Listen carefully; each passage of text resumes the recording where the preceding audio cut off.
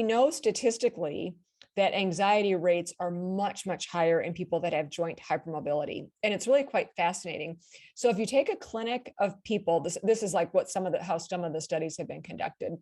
They looked at a clinic of people where they had a diagnostic code for anxiety versus people who had a diagnostic code for something else.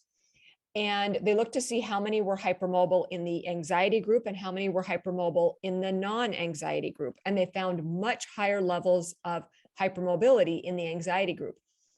And then they do the reverse and they look at like rheumatology clinics and they look at people that have a diagnosis related to hypermobility and they look at people who have a diagnosis related to some other rheumatologic condition.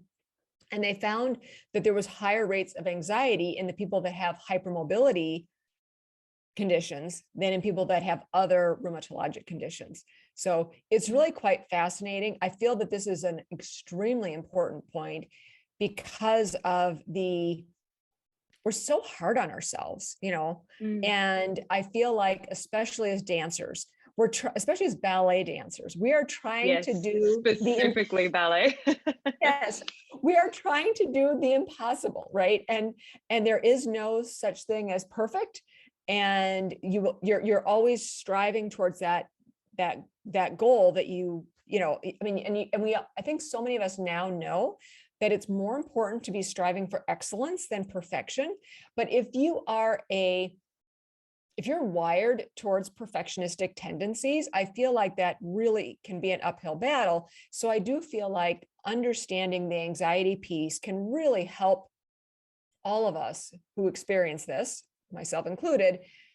We can exhale. We can say, okay, we can take a lot of the blame off of ourselves and be like, it's okay.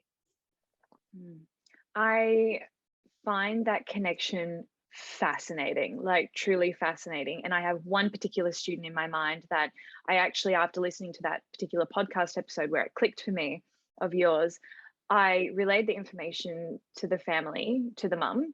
And yeah, that student, she just was like, oh, so it's not my fault necessarily that I feel this way. And it sort of gave her a bit of clarity and a bit of it was just nice. She just felt like it wasn't all her fault, because I think that's the problem. You feel like it's all your fault and you feel this way because it's, something that you're doing, not necessarily, something about how you're built, and it gave her a lot of peace. So thank you for that.